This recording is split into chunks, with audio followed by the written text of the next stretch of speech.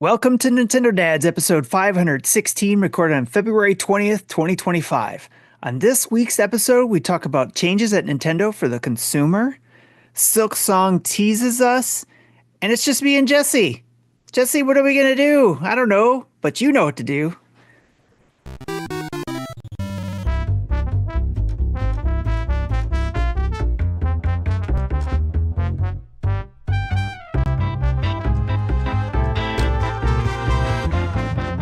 That's right. It's just me and Jesse today. So who knows where this will go and how fast it'll fall off the rails. But we'll have fun with it anyways, right, Jesse? How are you Always. Doing pretty good. I'm actually feeling pretty, last week I was a little doom and gloom. And I appreciate the support of encouragement I've received from everybody. But this week I am feeling better. I think the going to the gym, I think, is helping. It's giving me things to do other than sit in my head all day. It's giving me a way to burn energy. And today was upper arm day and chest and upper spine day. And so I think my triceps are going to be sore tomorrow. And Saturday's leg day. Sunday will be fun. Leg day. But nice. I hope you can tell by the tone of my voice, I am in better spirits than last week. So is the plan to start off with 3 days, and are you going to work up to any more days, or just 3 days and that's it? Planning on just keeping 3 days consistently. I'm working with a personal trainer and he's gonna, he spent the first week kind of giving me tests, seeing where my range of motion is, where I need help, where I don't need help. And kind of set up a routine where within a week we'll have three sessions. One will be primarily push exercises, one will be pull exercises, and the other will be legs.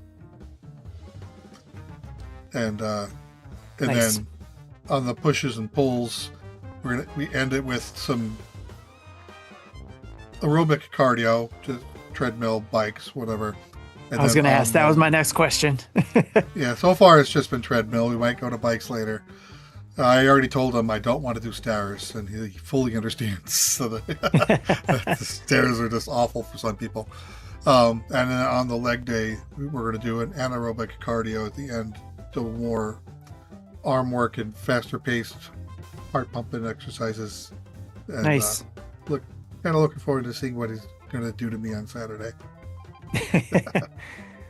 Well, that's pretty inspiring there, Jesse. I like that. I'm going to have to consider looking into that too, because I'm not a person who likes to exercise, but I know I need to do it now that, obviously probably the same reason why you're doing it. We're getting up there in age and we're supposed to keep active. So yeah. And I need someone to tell me what to do, and I need encouragement. So yes. While the personal trainer is pricey, I think so far, especially if down the road I actually can lose weight and get stronger, etc. from this, then it'll be worth it. Yes, I agree. I'll have to look into that myself too, because I think I need those same things. Yeah, Need that motivation, need to know what to do. Yeah, I'm going to a crunch gym. I don't know if you have any of those in your area, but We do. It's a relatively new one in our town. Okay. Very cool.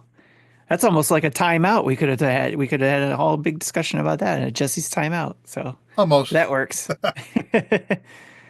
And I'm happy to be back. So I missed you guys. And even though Justin and Marty aren't here, it's just you and I, and we haven't had a just you and I show in a while. So this will be fun. Yeah, it's been a bit. Yeah. So let's jump right into it. Let's get into the intro, I guess. Let's get into the news.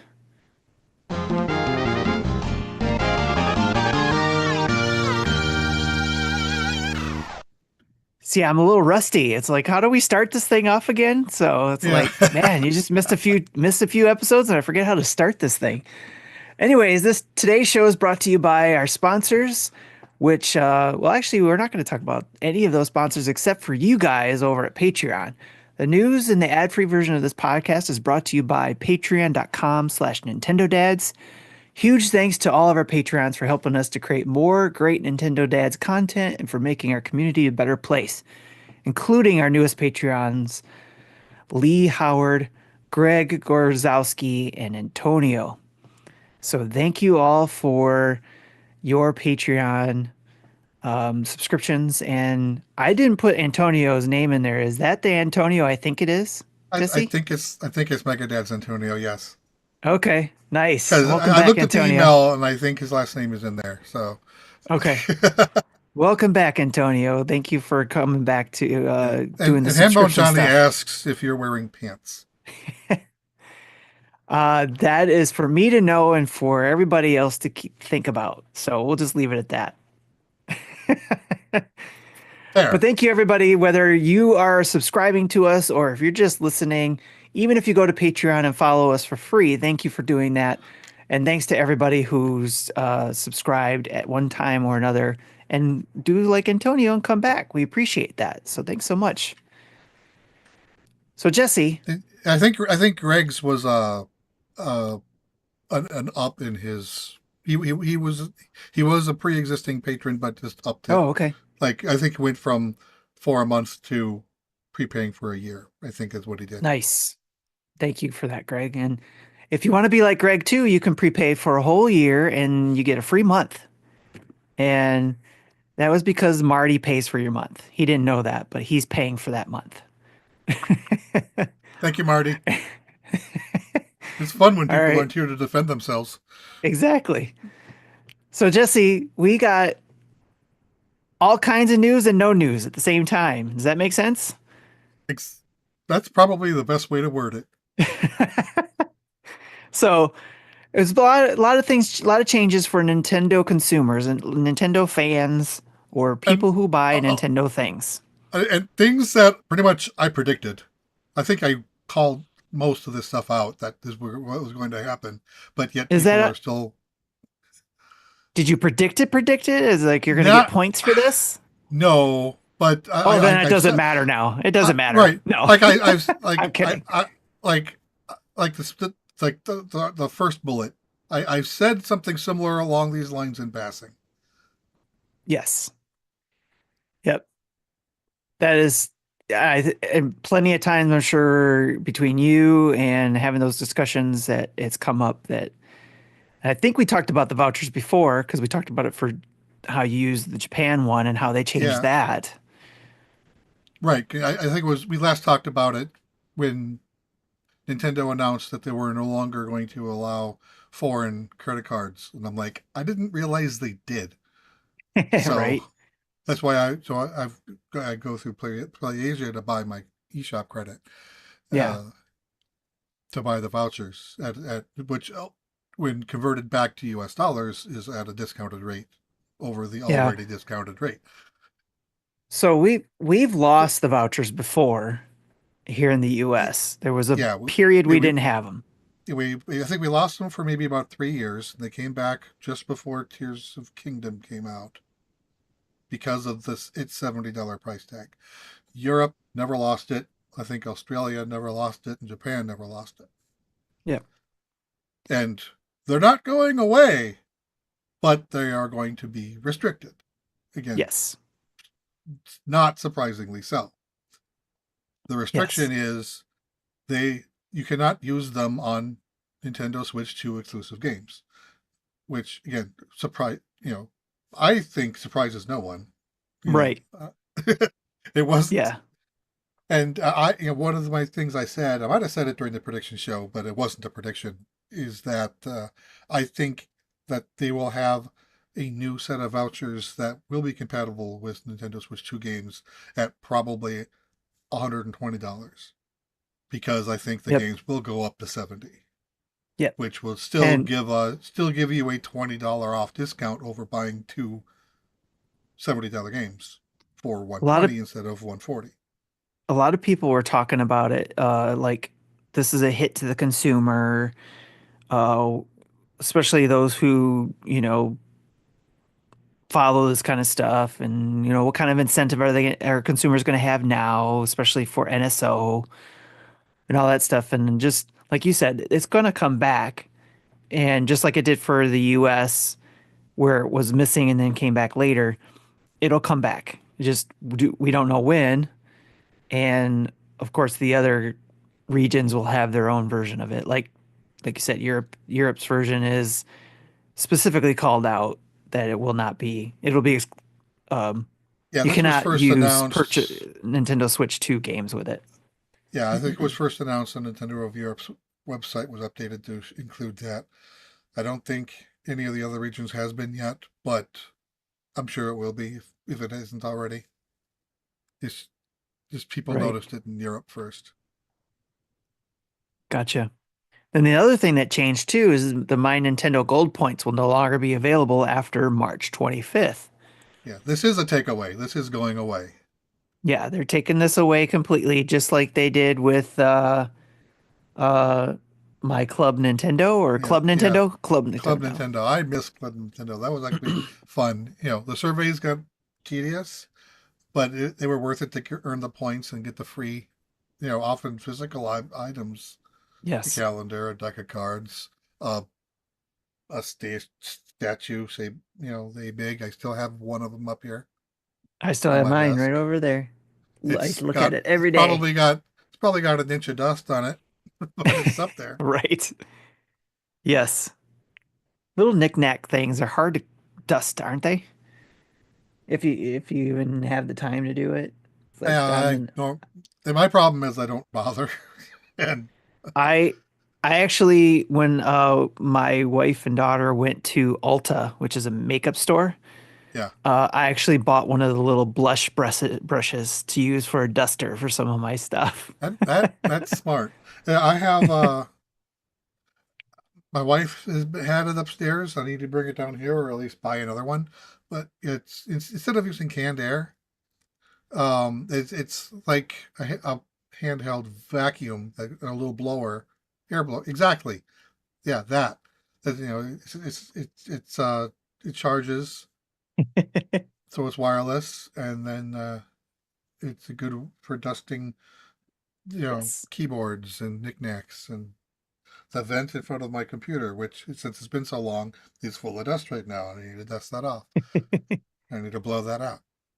Yep. Speaking of dust, I have to pull apart a PS4 and get clean that out because we tried to fire it up recently and it just wouldn't turn on. Oh, So I I was like, wonder if you, uh-oh. I wonder if you need to reseat the heat sink with Yeah, some I wonder too. fresh thermal paste. Yep. Uh, our friends over at Retro Logic talk about that often, so in their repair channel, and so I may have Yeah, to refer to like those once a notes. week. I think once a week or so they talk about this week we're talking about this system and how to help maintain it. So Yes. useful information. Yes. And again, that's Retro Logic for anybody who's listening who's interested in that kind of stuff. If you are into retro stuff and repairing that stuff, that is a great community to be involved with. So go check them out if you can in Discord. So yeah, so the My Nintendo Gold points no longer available after March 25th. Any My Nintendo Gold points earned before March 25th will still be unusable for 12 months. Will still be usable. Excuse me, usable, not unusable. Will still be usable for 12 months after they are earned. Yeah, because they And have a if 12-month shelf life anyway before they expire, so that isn't anything new. right, any physical games released before March 25th can still have the My Nintendo Gold points earned from it up to 12 months after the game's release date. And that's again not anything new. You could have always done that. It's just the difference is, just after March 25th, you can't earn anymore. Any game Yes. released after March 25th, even physically, you can't earn anymore. Yep. So make sure you got all those points collected from any cartridges, physical versions you bought that you didn't collect from. I'm curious to Uh, see how much I have left. I normally spend it pretty quickly. I just used up most of my gold coins already. It didn't say anything about platinum points, so we still got platinum Yeah, points. yeah. Platinum points are, at least at this point, are going to stick around. Yeah, I'm sitting at 1140 platinum and 669 gold. Nice. So that's enough for you know half a Picross game. There you go. I like the gold ones too because I've been able to save up a lot of times to when it was like I was able to buy a whole game with it, whether it be a smaller priced indie game, or if I had enough in there, I was able to buy a full blown game. So at times, and it's come in handy at the right times too. I don't think I've ever gotten it more than $20. I normally spend it before it gets that far. Yeah, probably. I think that's probably about where I was at. So probably all indie games I was able to get with it. I don't think I bought a Nintendo game with that many coins. I might have some gold points lying around in the Japanese region, but again, I don't buy a lot of stuff from over there. I'm not Yeah. sure I'll have a chance to redeem them. So real quick, you know how in the pre-show we were talking about how the April 3rd show is going to be a big show, and Yes, you're going to be doing that from outside your home yes, I here will be because you're remote. traveling. I have a travel, so I'll be remote for that weekend.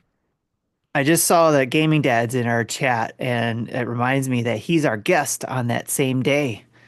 So Gaming Dad will be coming in to chit chat about the new whatever Nintendo was talking about on April 2nd. So looking forward to that.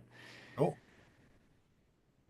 So oh, and he just saw my God of War poster right here. All right, next up on the news is Silksong disappears from the US eShop, but it did return. But the internet just blew up. Like, what's going on with Silksong? It's coming, it's coming. It was still in the other eShops from, Xbox, PlayStation, and Steam, but everybody was losing their mind and having all these predictions about all kinds of stuff. So, what do you think, Jesse? Do you think this has anything to do with Silksong being at Nintendo's presentation on the second? I think someone flipped the wrong switch. I or didn't honestly renew don't. it? I don't think it means anything. Yeah, That's funny. and with how much everyone else is going ape crap over it, this is not a game I'm interested in at all. I'm only interested in it because I didn't predict it this year. So, of course, it should come out this year. So that's the only reason why I'm interested. Yeah, So, that'll do it. all right. I do not think it'll be a Switch 2 only or a Switch 2 exclusive. Yeah, yeah, there might be a Switch 2 enhanced version. You can, with how much a game comes out with in Xbox One with enhanced for Series or PS4 with enhanced for 5, that's been the norm for 5 years. I Right. I will fully expect third parties to do this with Switch and Switch 2. Yeah, here's a game for Switch, but it's enhanced for Switch 2. Even, Yes. to date, the only Nintendo games to ever do this is Twilight Princess and Breath of the Wild that I know of off the top of my head. I There's going to be third parties doing this all over the place, I think, this year. Yes. But Nintendo might not, but third parties are. it's not going to be a console exclusive, I'm sure, but it may be a timed exclusive if it is announced at that It time. it could be. It was originally announced in a Nintendo Direct. It was also announced in an Xbox showcase. So Yes. we don't know what's going to happen. That's true. Anything can happen at this point. Everything's changed so much, and how Nintendo handles anything and how the gaming Gaming industry is Dad handling asks if things. it'll be $70. I don't think this will be a $70 game. Yeah, it's still an indie game, so 40? maybe 12. I think they can go 40 with it. You think 40? With how Okay. much hype this game has, I think they can bump Yeah. it up a little. Maybe that's why they're taking so long. They're adding more meat to it or something. Yeah, Maybe. I don't know how much the original game cost at launch. Just because it costs so much now doesn't mean it launched at that price. Right. How much is it now? Or at least the original. I'm looking that up. Okay. Well, like I said, the game did return to the eShop, so everybody can relax. It's all good. Yeah, Um, the original Hollow Knight is $15. yeah. So okay, 30. I think going to 30 probably reasonable if this game is as beefy as it if it takes 6 years to develop after initial announcement. Right. We'll see how that turns out.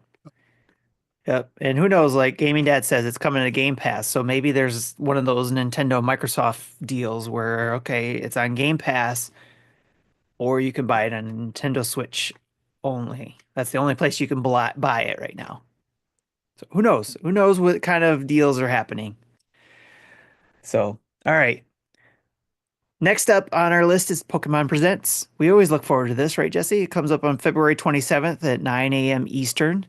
Are Yep. you looking forward Yeah. to seeing this? Yeah. Yeah. So February 27th is almost always Pokemon Day. That's the anniversary of when I think Red and Green first launched in Japan Okay. in '96, which means next year will be 30th anniversary. Wow. Do you think they're going to do anything special for that? Special for 30? Yeah, they'll do something. This year, probably not. Um, yeah, we'll see an update to the mobile crap that that no one cares about. Oh, we always do. Yeah. Yeah, we'll probably get a release date of Legends ZA, and Pokemon's Legend Za. we'll probably get a micro hint of what Gen 10 might be.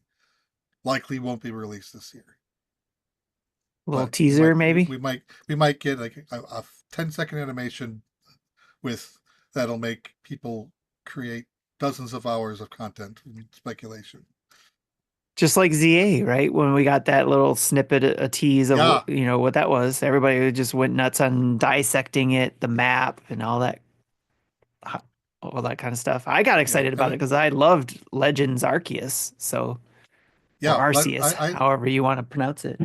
Yeah, I think Arceus is now the official pronunciation, Okay, just okay, because they don't want people to say arse,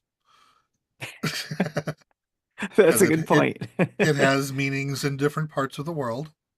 Yeah. Which I believe Arceus was originally its official translation until they changed it. Okay. Yeah, and Arceus I think is my favorite Pokemon game of all time. I've said that before. I think I Me put too. a, I Me think I too. did put 100 hours into that to get to the ending, which was amazing. Yes. Though I think my son got more out of it than I did, just because he has more history with Cynthia. Yes. Yeah, I If you remember when have we that were talking about that. if you have history with Cynthia, that music is scarring.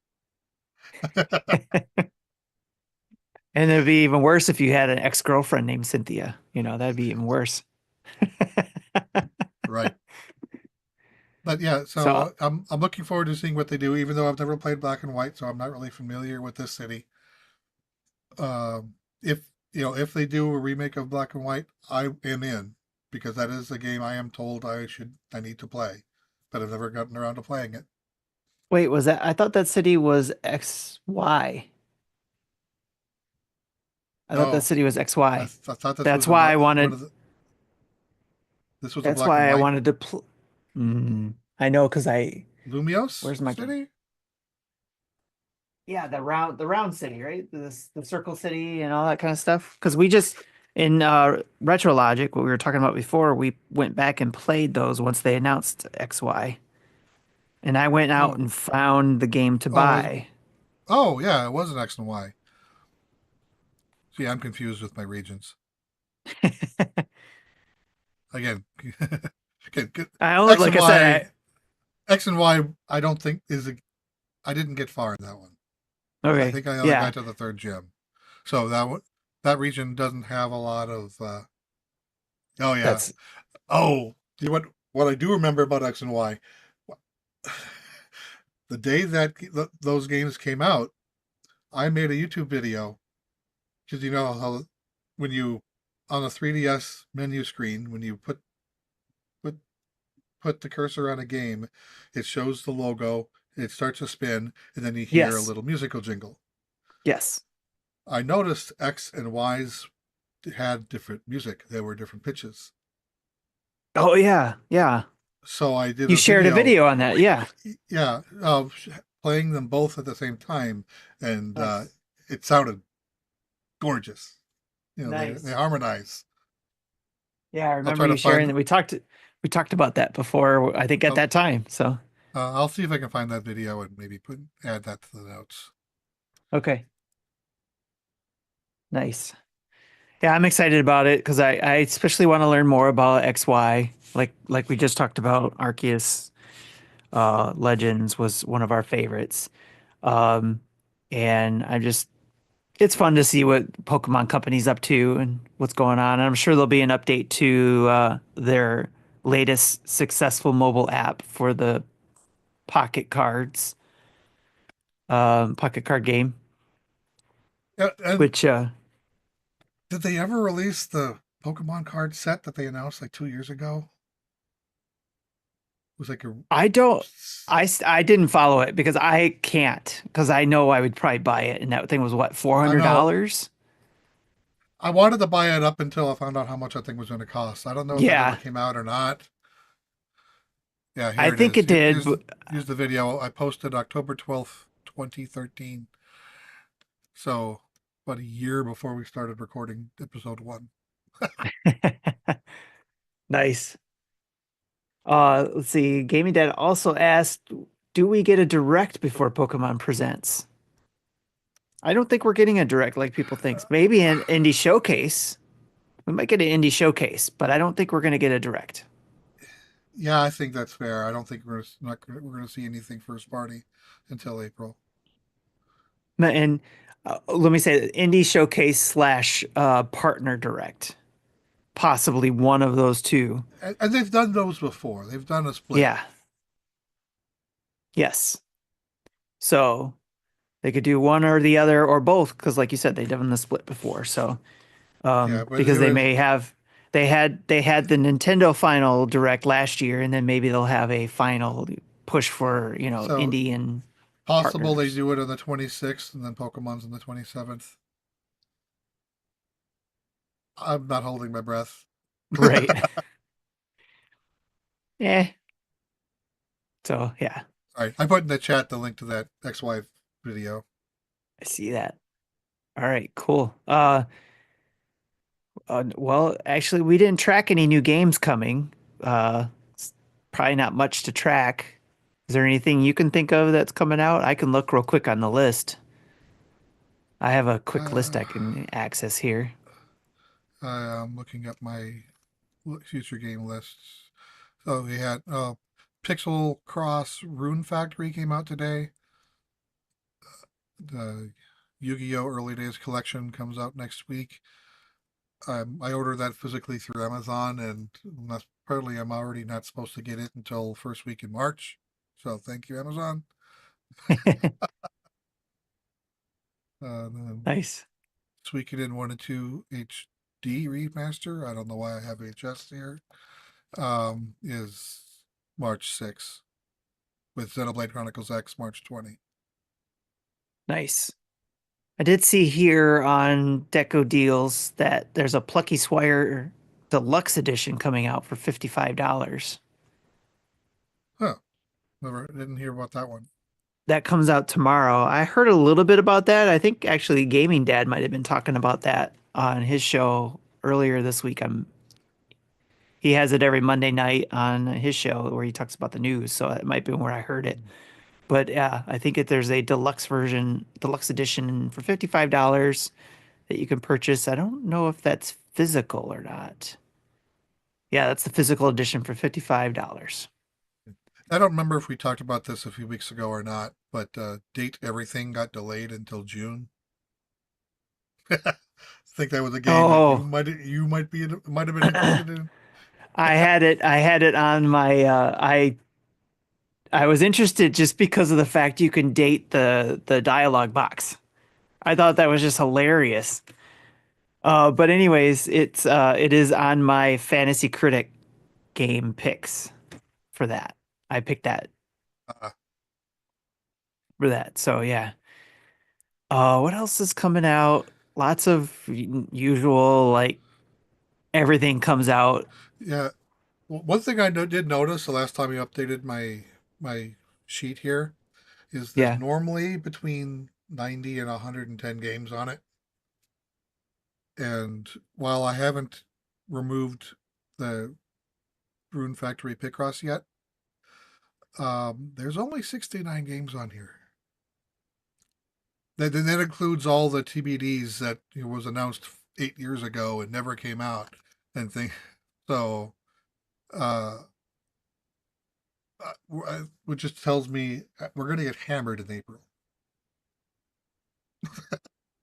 Yes. Yes, we are. Get ready to, if you do play Fantasy Critic, you'll have to make sure you have your credits ready to pick up any games that you have room for. Yeah, but I already got the unannounced 3D Mario game. Sorry. Yes, you did. Yes, you did. Another game coming out February 27th is the Yu-Gi-Oh! Early Days collection. I think you said you were going to pick this up when Mecha Dragon brought it up, right, Jesse? Yeah, I did mention it a little bit ago, but that Oh, I, sorry, I you did. I did a pre-order of that from Amazon, Okay, and just because I think it comes with some cards. nice. I did Uh, not know that. so that's why I wanted to figure to get this one physically.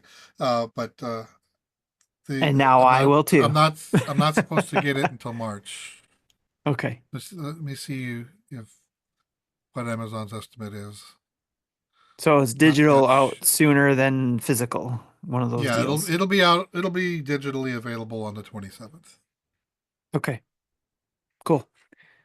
So there is some stuff to Yeah, look forward to. yeah. Amazon says I should receive it on March 3rd. So there's still some games to play, and I'm sure there's more to come as we get more codes. We share and videos on those things and do first looks. Some of those which I'll talk about when we talk about what we've been playing. Some videos I've done on some of those type of games that we don't know about until we get a code for. So it's pretty cool. All right, that's it for the news. Let's get into our question of the week.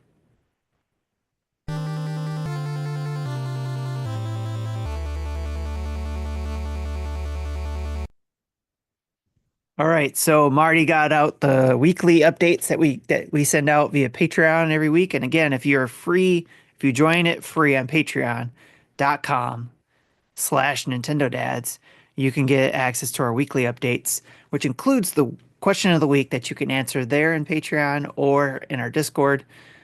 And the question this week is you can add any Nintendo games soundtrack to the Nintendo Music app. What do you choose?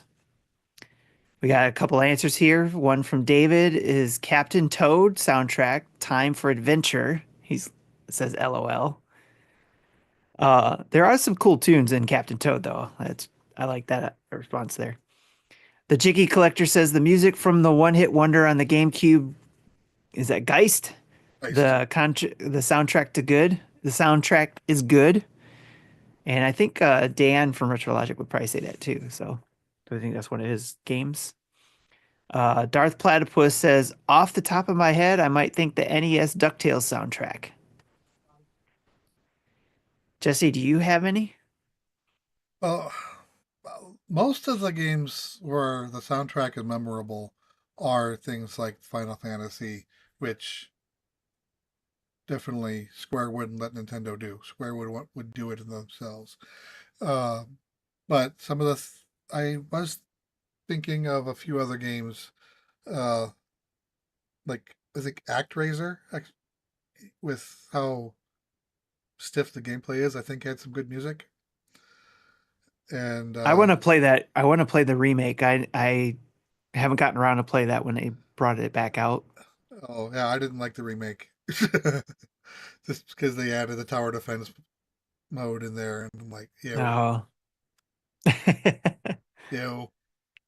Um, actually, yeah, your game SimCity would be good. Oh yeah, that would be good. That would be good. Thanks for mentioning that. That would be one of my picks for sure. I figured you'd like that. Yeah, but one of the go ahead. but other than that, I've been having a hard time thinking of games that have memorable soundtracks. Most like a lot of the soundtracks do remember of like NES when they may already be there, like the little hip Tanaka tunes like you'd hear at Okay. the start of like some of the old NES games, like uh, Excite Bike. Yeah, Like that probably is there. yeah, so I haven't used the Nintendo Music Service since day one, so I really don't know what's there and what isn't there. I do know that they continually add to it. I think I think new content at least weekly, if not every other week. Um, Yeah, did you see the latest one? Street Pass. Street Pass like content music. yeah, I thought that was great. I was listening to it while I was switching loads in the laundry. I should launch that app again and see what's out there. Yeah, and because a lot of those old NES games, like when I'm talking like black box games, the Yeah. music is the best part of it. You know,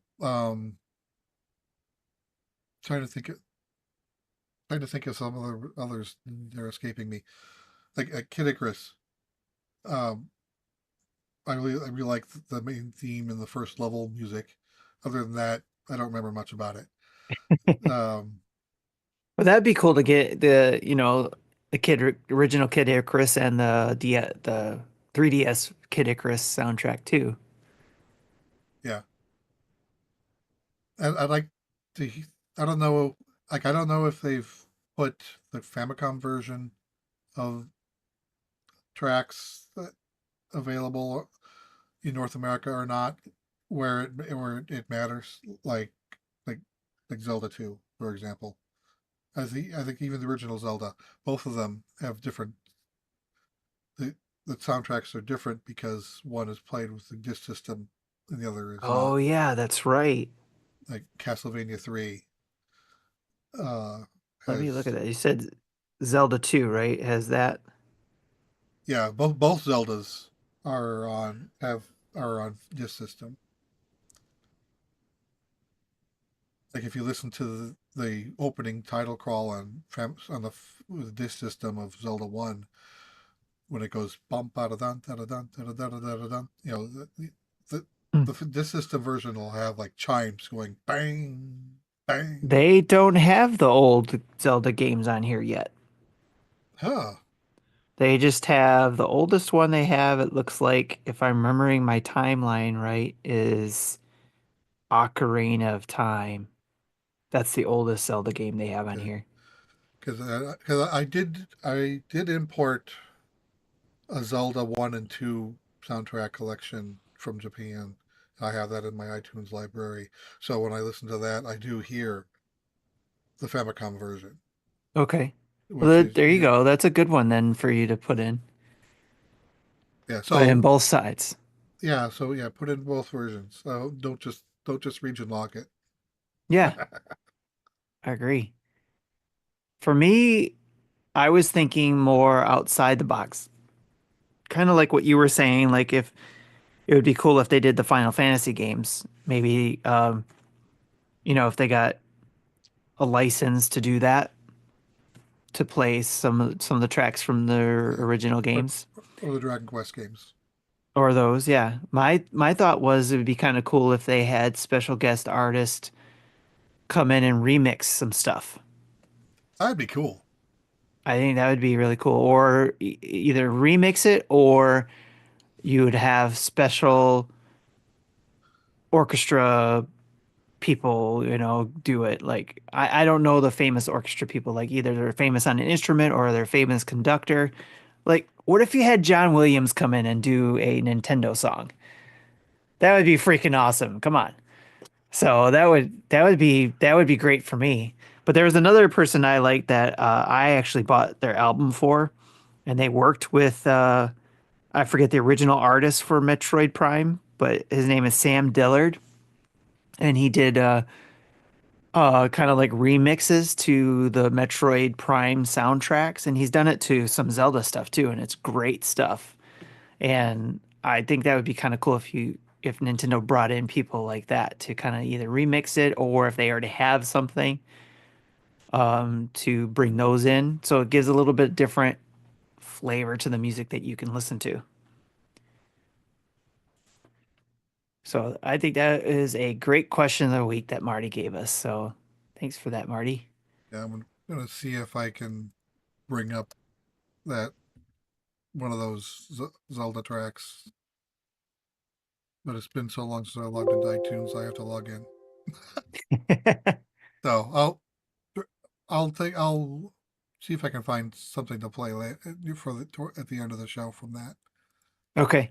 In the meantime, I'll bring up a couple things that we were going to talk about this week, but we need the other guys here for, and that is one, Xenoblade Chronicles 3, we were going to have a discussion on in this episode. Marty was the first to say he wasn't going to come on the show, and he actually gave us a write up of where he's at right now with the game.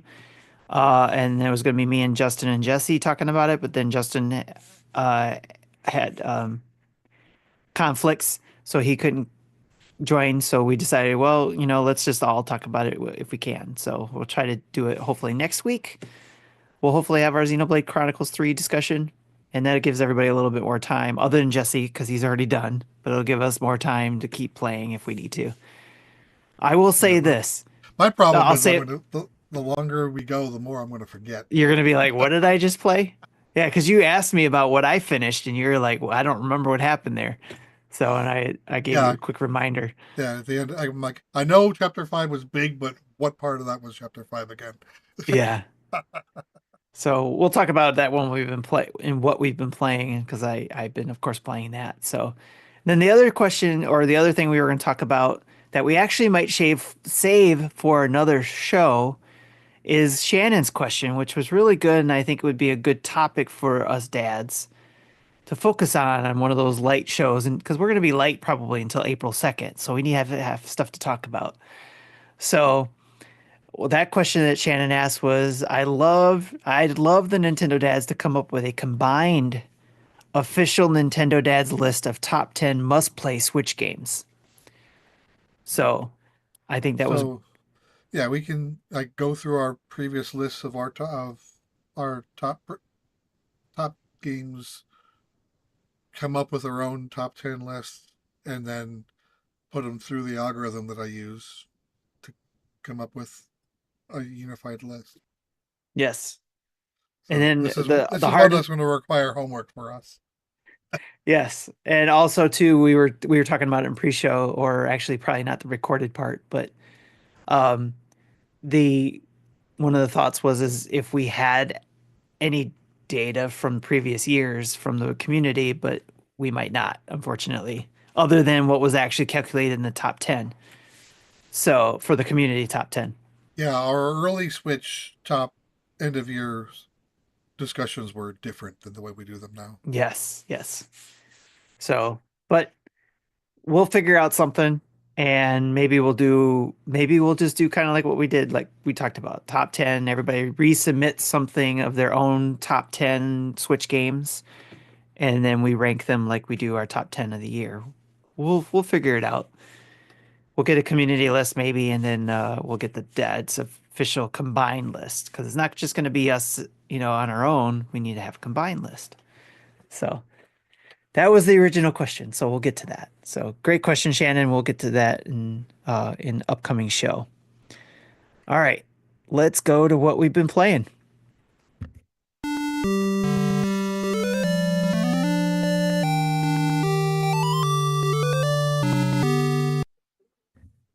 Jesse, what you been playing, man?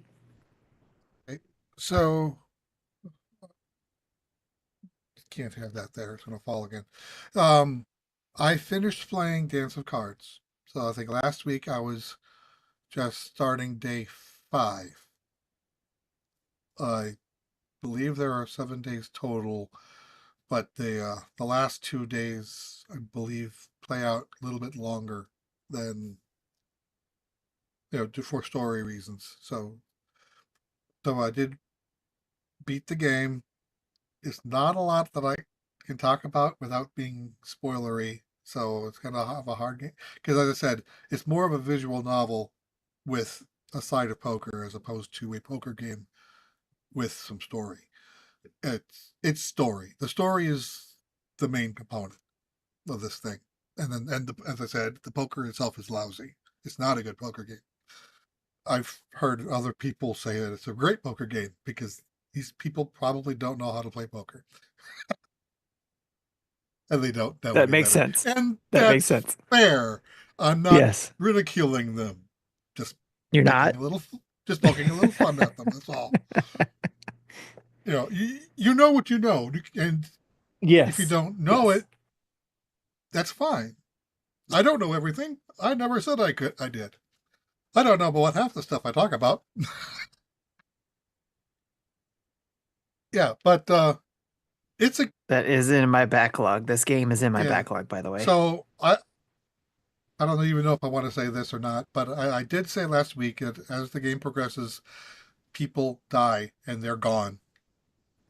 Yes. Um, You did mention that. of I'll say it, of the 16 people that started this voyage, I got to the other side with 2 people. It's probably possible to get through it with 3.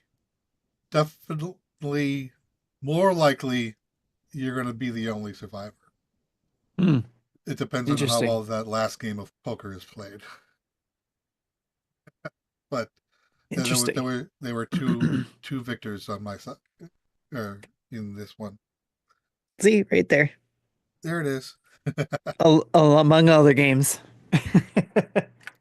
Yeah. So yeah, it's a depressing story.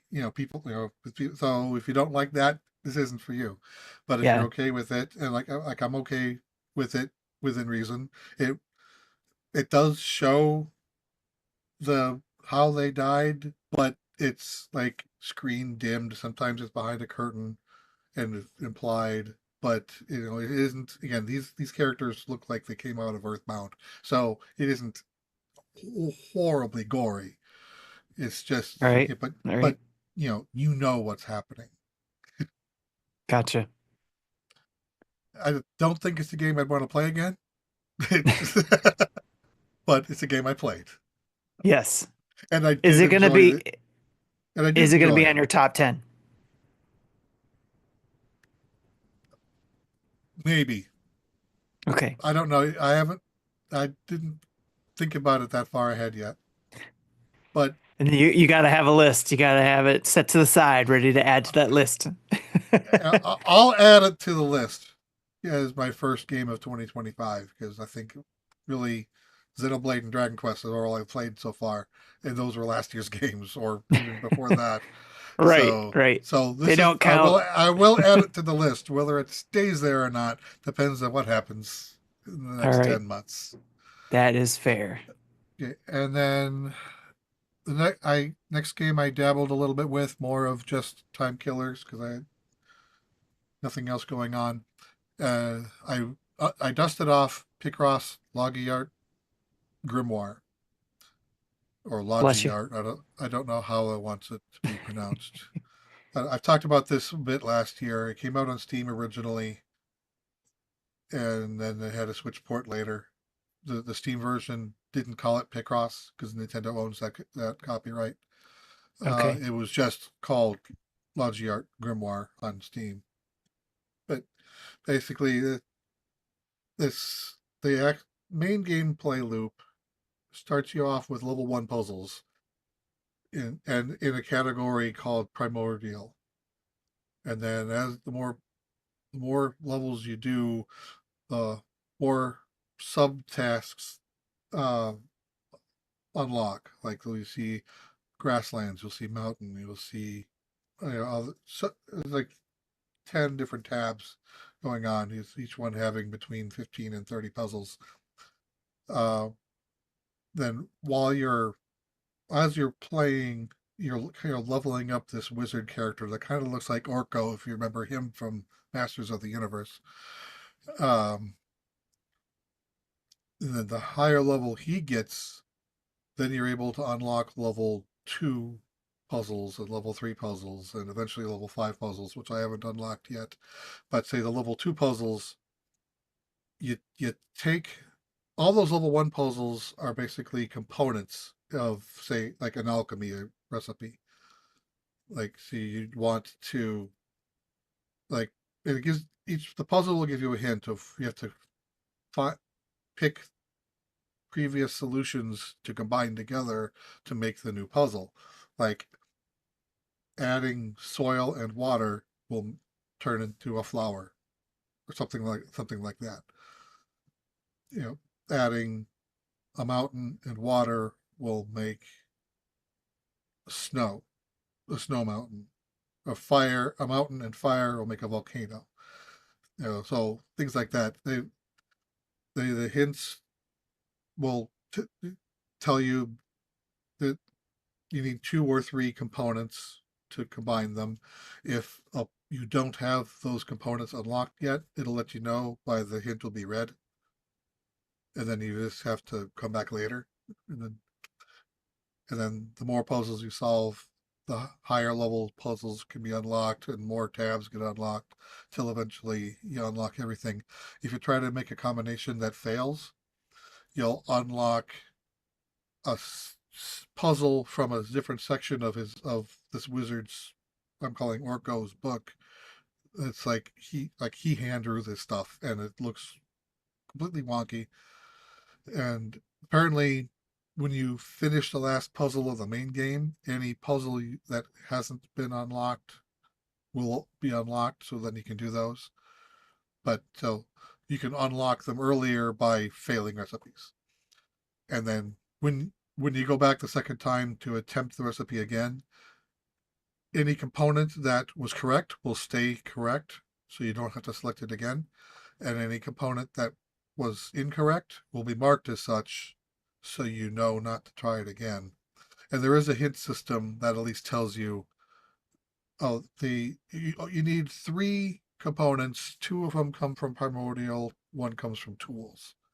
So then if you figured out what your 2 primordial items are, and you just can't figure out the tool, you can literally just brute force it until you find it, because there's only so many tools. Right. So it adds a little bit of a twist to just puzzle grinding. It It does gives you sound like it. something else, gives you something else to think about. I'm gonna have And then to then of course send that the one. new Picross game came out today that I did buy but haven't launched yet. I'm going to Okay. give this one a play through first and finish it up before I go on to the new one. Nice. I gotta mention this game to my wife. Your Picross one. Yeah, She and likes Picross too. it's also from Jupiter, so the controls are Jupiter Picross. They're very fine tuned and work great.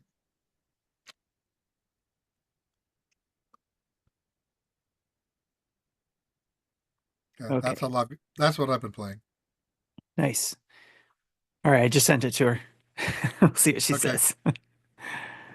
All right. And you said there's a new one that came out today, Picross Yeah, let regular, me the look. regular series. Yeah, it's Rune Factory. Oh, Oh the Rune no, Factory. it's not. That's a Pixel Cross game, not from Jupiter. But it's from the Rainy Frog guys. Okay, So like gotcha. Marty's the pixel lines that Marty likes Yeah. is from them. Okay. But their Picross games are good too. I Okay. like playing. I like them. Nice. All right. So what I've been playing is Civilization 7 some more. Um, I think you guys read off that I played it last week when I left the list. Yeah, how's So that I'm, holding up? You playing on the Switch?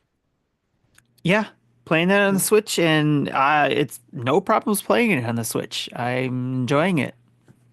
Okay. I'm like into it. Okay. Although Once I've I'm heard done with, people with having issues with the game even on PlayStation, and like I I think haven't Seth seen any Macy, issues. like I Seth have not Macy had seen. words about it the other Okay, the other week. Don't know how far he interesting. is. So Yeah, right now, as far as I've been to it, maybe about 10 hours into it. I haven't seen anything, but I'm still working on I haven't opened up the whole map yet either. So I don't know if that's part of it. I don't have a bunch of armies coming after me right now. So I maybe I there's not a lot going on I, my I screen. I think he did say that the Switch version has maps only limited to small and tiny, and he can't really Okay. play larger maps than that. I like it because I'm playing like compact. I can just play it on the screen and on my chair, and I'm enjoying it. It's giving me tasks to do. It's not as complicated as I was afraid it was going to be.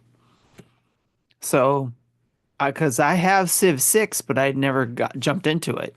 And this one, because we got a code for it. I volunteered to do it, and we had that first look of it. And I want to do a stream of it. So I'll probably jump into Yeah, that.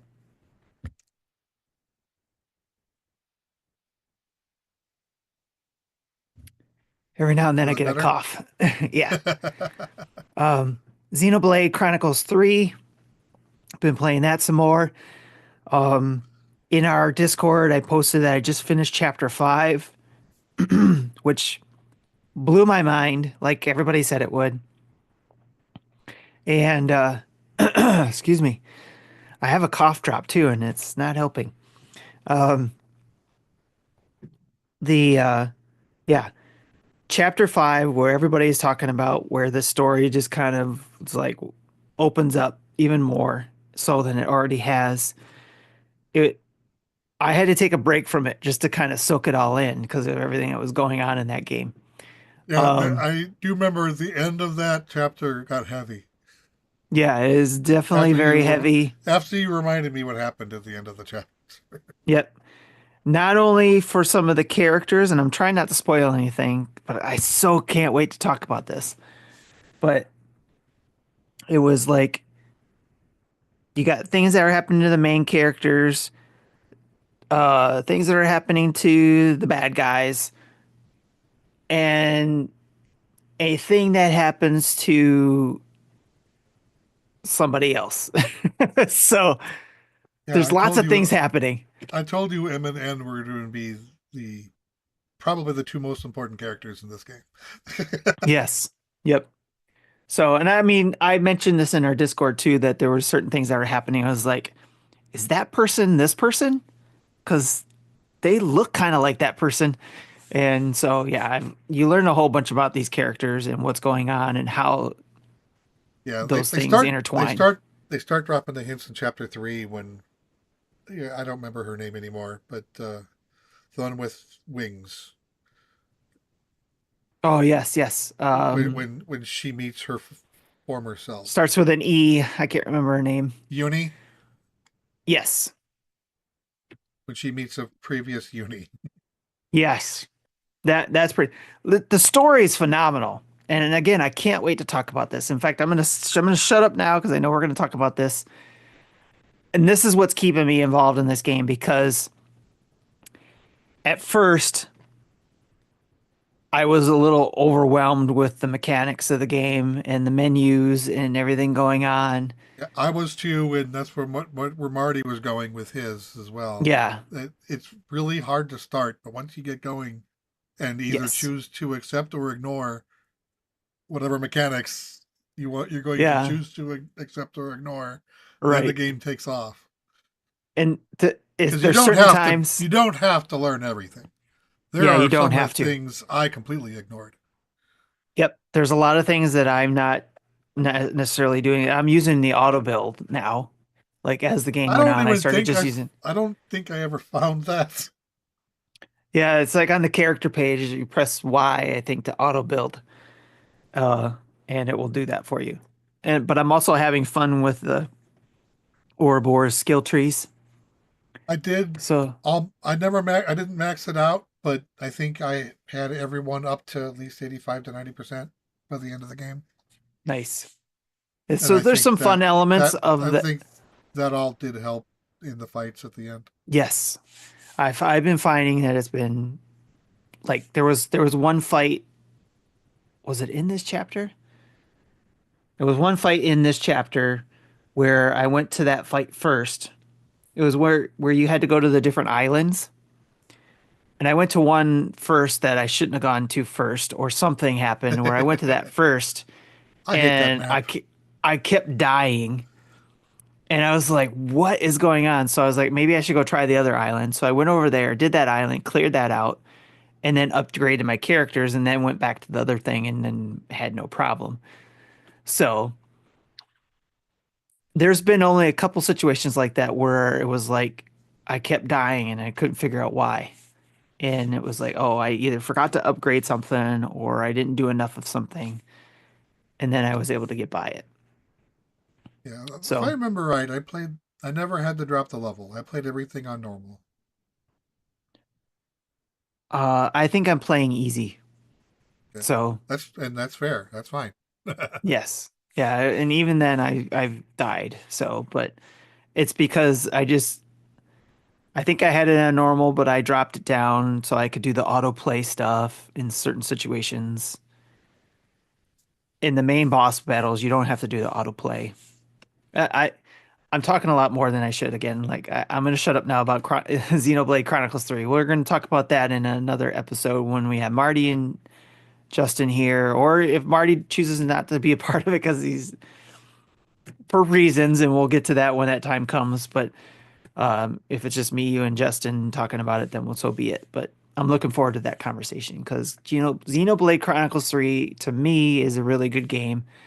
I wish I would have played it sooner when it came out, but it's working out to where I'm playing it now, and I see why a lot of people like it, and Yeah. I see why people might not like it too.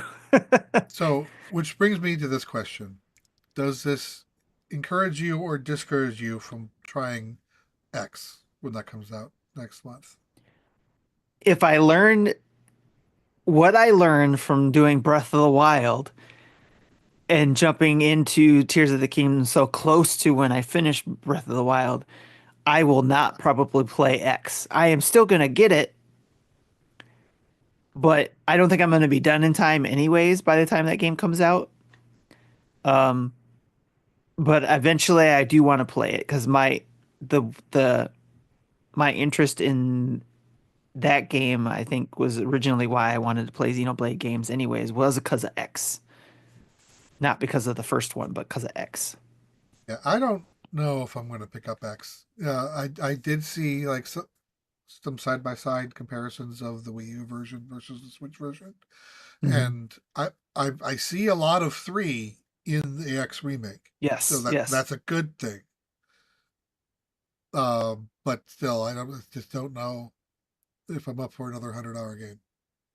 Yeah, and that's I'm not going to play it right away because of that. Xenoblade 3 Chronicles 3 is my big 100-hour game for this year probably. We'll see. Uh because I there's whenever I get into games like this, it's really hard for me to start playing other games because I want to finish Exactly. that game.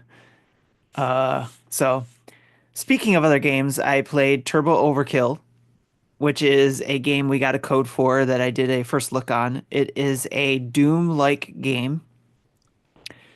And it's crazy like the current Doom, like Doom 2016, where it's fast-paced and you got the fast-paced music, but it still has that aesthetic of the original Doom in a way, the pixelated version of Doom. And it's pretty funny because it's set in a cyberpunk world, and you're a guy who has a chainsaw that comes out of his kneecap. That sounds painful.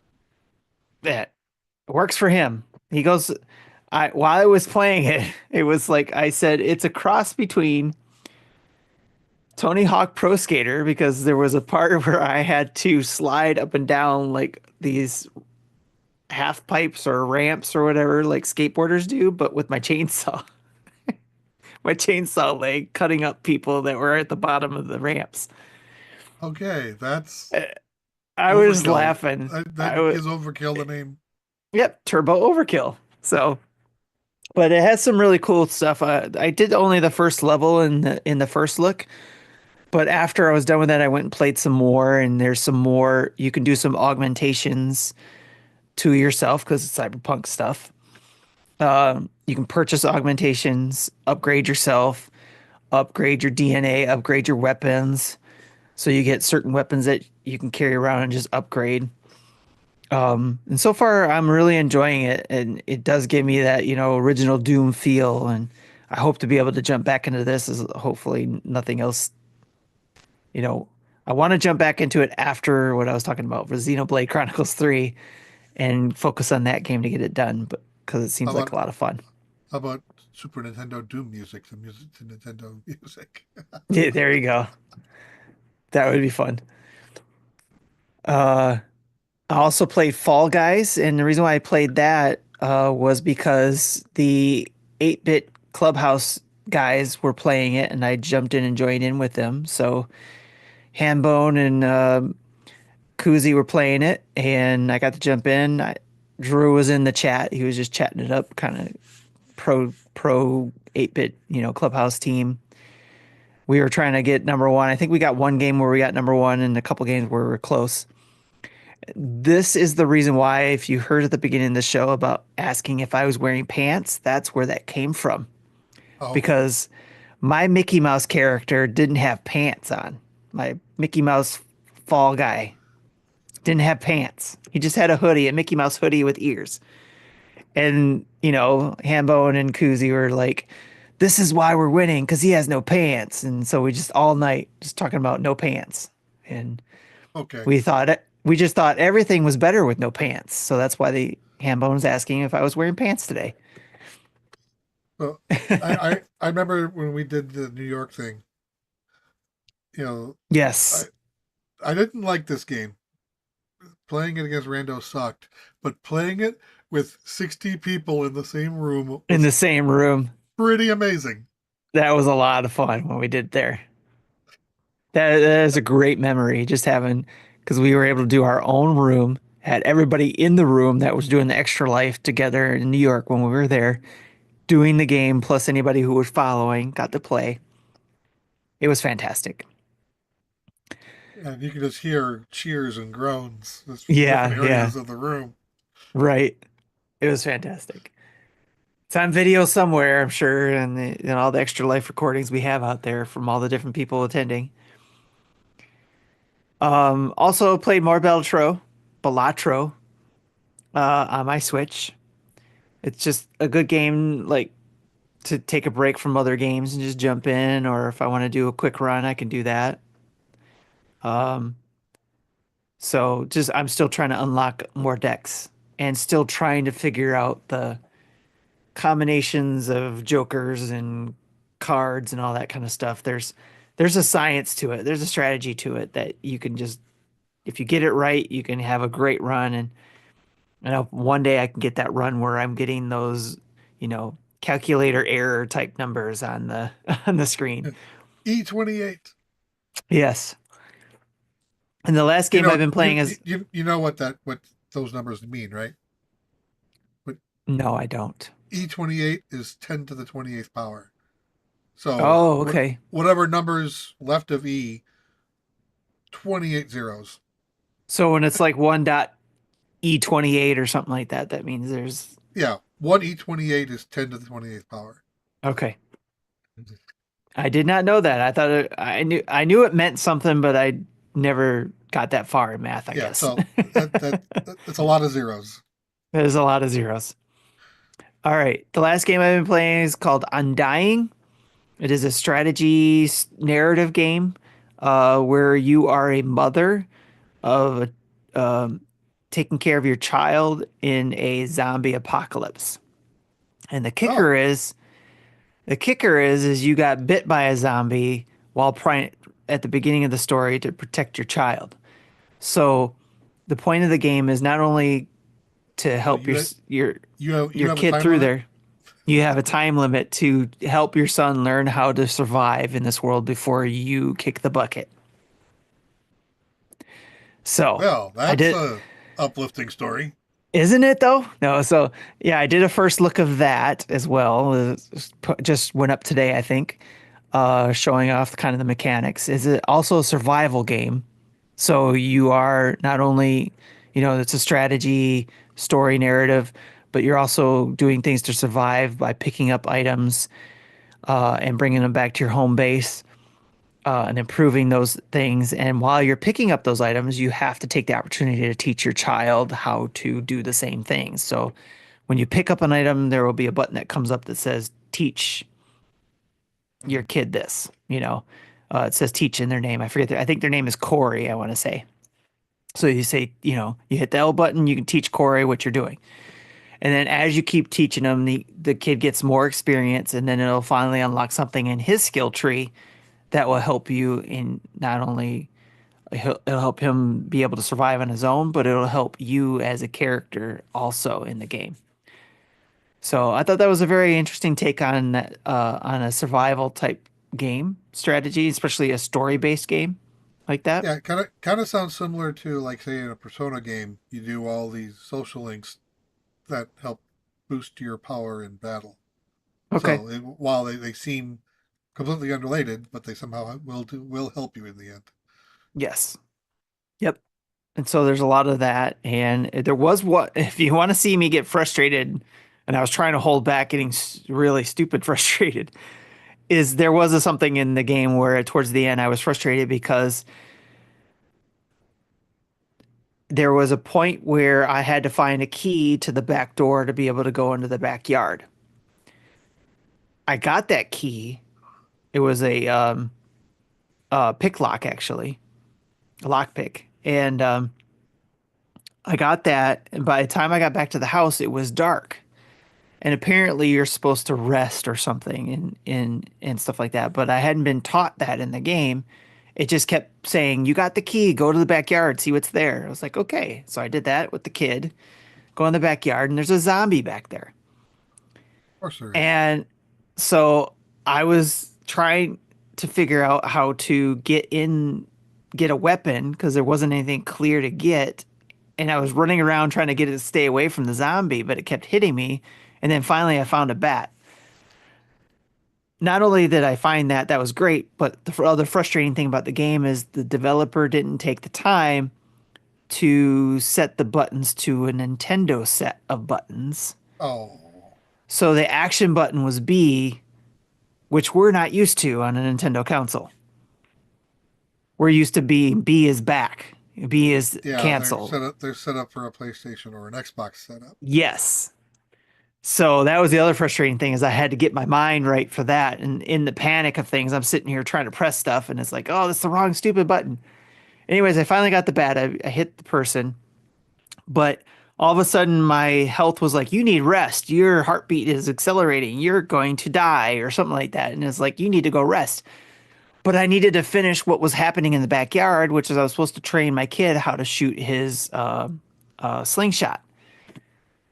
But I'm like every time I moved, my heart rate was going down, and I was trying to get back in the house, but it wouldn't let me back in the house because I couldn't complete that part of the mission. Did you soft lock yourself, or did you eventually get it? I died and had Okay. to. I just died in the backyard, and then I had to start back over where I left off before I went in the backyard. And so this time I went to bed because it was nighttime, and then I was gonna go to the backyard. So I saved it after I went to bed. So if you want to see me get a little flustered in a game, then go watch that video. I did think of another game that I played. It completely skipped my mind when I did the notes. But Okay. this weekend I did a first look of Afterlove EP, which came out last week. Came out on Valentine's Day. It's a story based game where you're this musician who I don't know if girlfriend or at least very close female friend. Uh, After you had a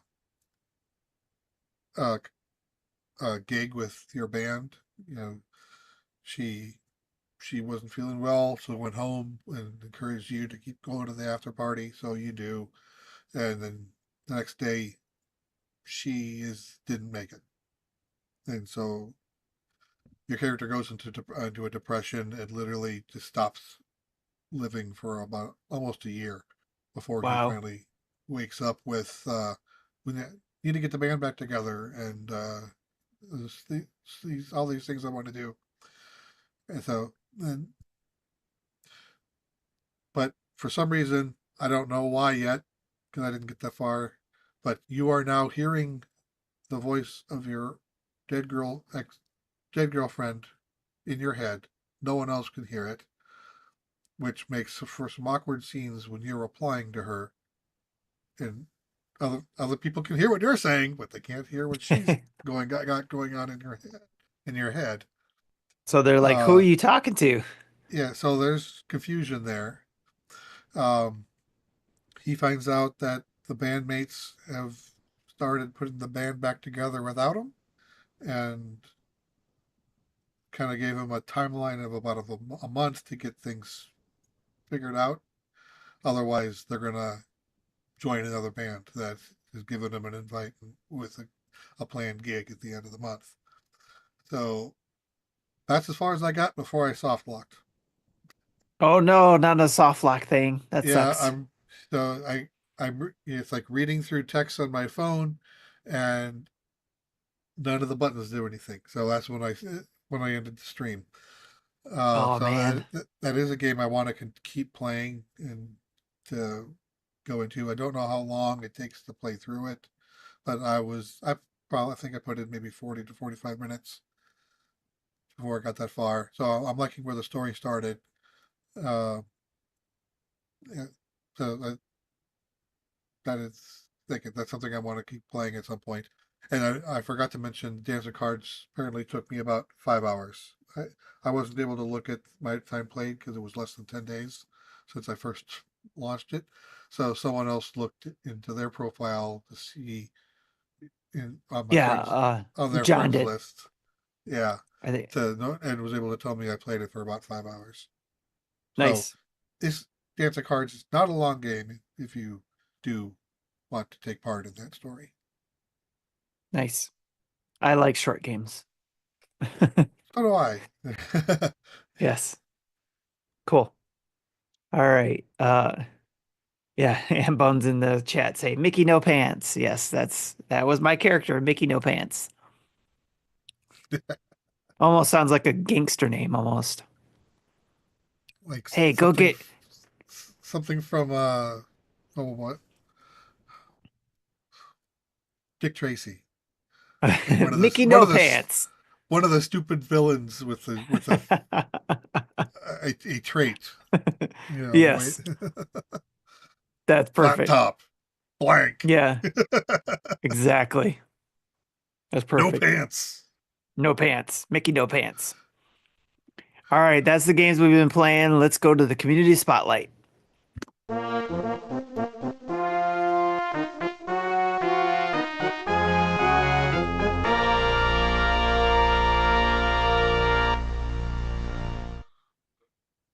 All right, Jesse, this is just you and I, so I don't know if there's any of these questions we want to save for the other dads to be involved with or what, because there's some pretty good questions this week. They're all good questions, but some of them we may just take for ourselves, and some we may decide we want all the dads to be part I, of, or we can just pass it on to them if we decide answer. I, I think I'd like Blanco's question. But we can still keep it around and have the others put in their Okay. thoughts later. Okay. Cool. All right. Before we get into the questions, though, I wanted to mention a quick shout out about Charlie's Epicon in Fort Myers, Florida, coming up in April. On April 6th, 2025, from 10 a.m. to 5 p.m. The show will be hosted by our very own executive producer, Jacqueline Amira. So we wanted to make sure we shared that Charlie's Epicon is coming up in Fort Myers, Florida. And if you live in the area, go check it out on April 6th. It will be held So at the Doubletree on Bell Tower Drive. And again, it's in Fort Myers. I read this during pre-show, and I told him that I'm going to be in Orlando from the 2nd to the 5th. So Yep. Yep. I'll be home by the 6th. I was gonna say, are you gonna extend your stay, go over to Fort Myers and take a visit? No. All Sorry, Jackie, but no. right. Well, we got our questions to get into, so let's jump into that. And there's quite a few. There's really good questions. So, and that's why I mentioned Shannon's was really good, but we're going to move that to its own show topic. But the first one, the one you alluded to, Jesse, is the Blancs question. This is an ongoing in the Reddit channel video games. As a group, how would you fill in the rest of this chat? Or what would you change? And it's a picture saying using the what is it, the Deadly seven sins. seven deadly sins: wrath, gluttony, greed, envy, sloth, lust, and pride. And the question is basically which of the gaming companies, publishers, developers, whatever, would you put in those slots? Yeah, I And don't there's have pre-filled answers. slots. Yeah, I don't have answers for all of them, but I did think of a few. But yeah, the ones that are pre-filled was EA for greed, Ubisoft for sloth, and Nintendo for pride. Okay. And I kind of like those where they are. Okay. All right. All right. So So you said you got some thoughts on some of these answers here. yeah, but for envy, I'm thinking Microsoft, just Really? because they're getting to the point where they don't know if they want to be like they're wanting they're tossed between being a console provider and a third party publisher. Okay. They don't know what they're doing anymore. They're confused. They want Okay. again. So that's kind of where I'm thinking with that. And lust, So I'm I thinking, thought envy oh, though was something like about like like you want something someone else has, right? That's yeah, what I'm. Yeah. desire to So have quality. A like feeling of discontented or resentful longing aroused by someone else's possessions, qualities, or luck. yeah. So like they're well, they're like they're not lucky. They haven't been lucky lately, and So they're the ones that are they're envious. yes, Gotcha. Okay. yes. Okay. Okay. Now I follow you. For lust, I'm thinking of NIS. They're a smaller publisher. They publish a lot of like anime games. I think they publish the Yeast games, Hmm. but they also do. Ah, dang it! What? It's like a series of RPGs where the characters represent video game consoles. I don't. Anyway, it's Oh, the one I got the postcards from? maybe. Let me look it up When the here. one where when I got the postcard because of um Stadia was dying and Switch was, there to be with Stadia. Yeah. Oh, they do the Disgaea games, uh, Legends of Heroes, so a lot of anime-based games. Okay. With trying to find what am I thinking of? Maybe I'm got the wrong publisher in mind. Trails from Zero, You're not Disgaea. thinking of Xseed, are you? I'm thinking of Xseed. I think that's Okay. yeah, but both of them are kind of horny. I think both of them. That's kind of where Okay. I was. That's where I was kind of leaning Gotcha. towards. But both of them, NIS and Exceed, kind of qualify for that. Okay. Oh, I World's could End probably Club put is in this list from NIS.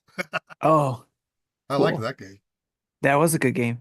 You could probably put what's the name that the company that did the uh is it Hoyo? Is it Hoyo? The Hoyoverse. one Hoyoverse, yeah. Would you think that they're under lust as well?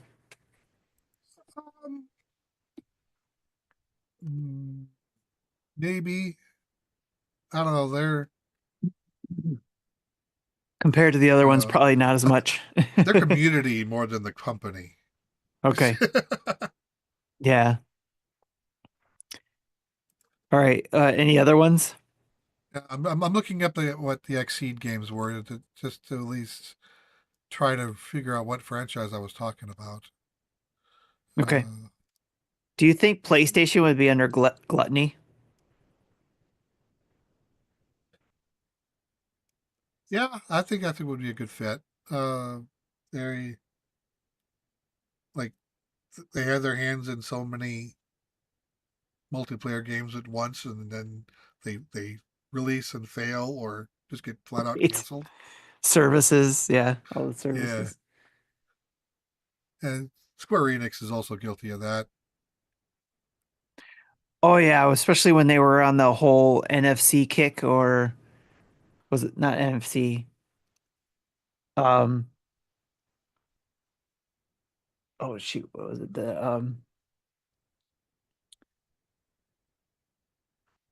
What was the thing where it was like doing the images that were had shoot, I can't think of T it.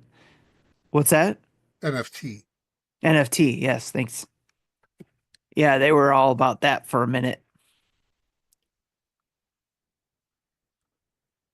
So did you find out your Exceed Yeah. games?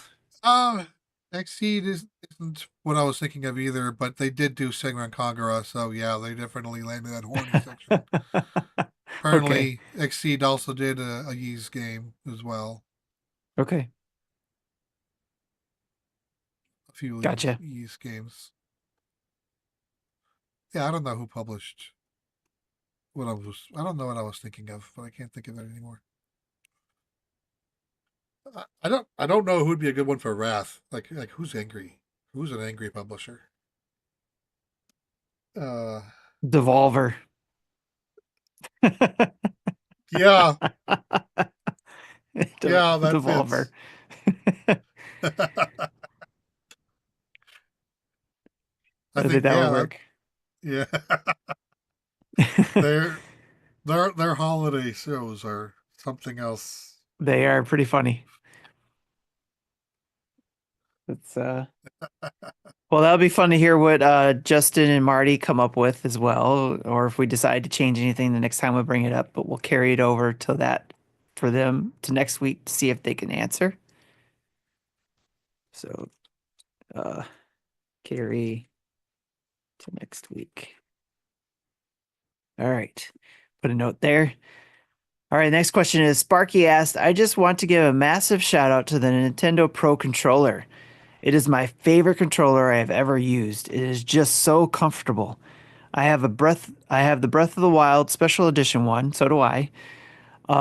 And I just love it so much. It just feels fantastic. I have a Series X one as well, but hardly ever use it. I just love playing on the Switch and the Pro controller is a big reason I love it so much. Hopefully it will work. Yes, with the Switch 2. What are your favorite controllers to game with?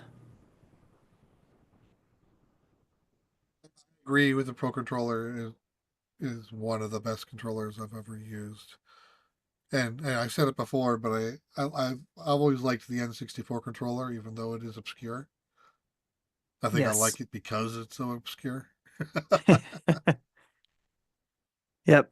I I agree never also. I never understood the bean shaped buttons on the GameCube, but I know a lot of people like that. Yep.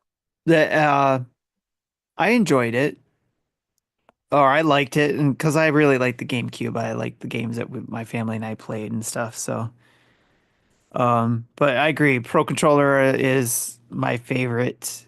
I enjoy using it. I've used it a ton, especially with um the friction holder that I had. Of course, my cat's coming here, wants to Speaking of jump friction, on. Yes, the was it the friction or fusion or I can't remember whip, the name of it. tail whip in the face. The fixture, I think it was called fixture, was the where I could hold Switch tablet in with and use my Pro controller as the controller instead of the Joy-Cons. Okay. I used that for a long while before the cracked controller came out. And I used that. But I remember you talking about that. yeah, that's how much I like the Pro controller. I was using it instead of the Joy-Cons for a while because don't get me wrong, I liked Joy-Cons besides the drift issue that we've run into in the past. I like it because of the portability factor. But racing games, which everybody knows I like playing, Joy-Cons don't do very well with that because of the small shoulder buttons and a lot of time the gas button is up there. So I that's why I always opted for the more bigger controllers or the Pro controller feel. Well, I always did like the hybrid shoulder buttons on the GameCube, Yes, where they're analog to a click. those are they do feel good. So um Yeah. I have a feeling that we still will be able to pair Switch One Joy Cons to Switch Two. You have yes, to do it through the Bluetooth capability. Obviously, you can't rail it. If that's allowed, then there's no reason why the Switch's Pro controller can't connect to the Switch Two. right. Another reason why that adapter came out late, right? Where the USB plugged into the holder for the Joy-Cons and keeps it charged, but you can also connect it to your dock. Right. So you still have a So, place to charge your Joy-Con. yes. So you have that. But yeah, the Pro controller, I think is I have one sitting right next to my chair in the living room for the big TV when I dock my Switch. And that's the Zelda one I have, the Tears of the Kingdom Pro controller. So great question, Yeah. Sparky. Love it.